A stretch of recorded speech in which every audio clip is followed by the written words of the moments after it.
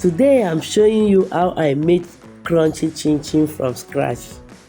I started by combining all my dry ingredients, then I added my wet ingredient and mixed everything to form a smooth dough.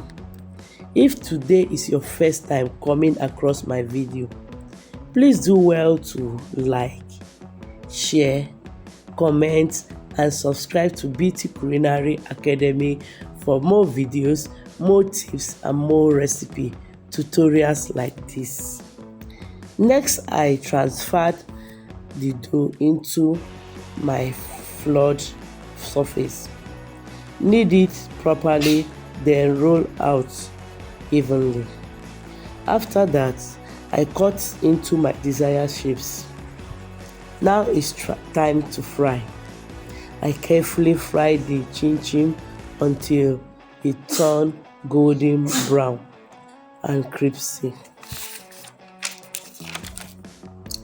Once done, I allow it to cool before packaging it neatly.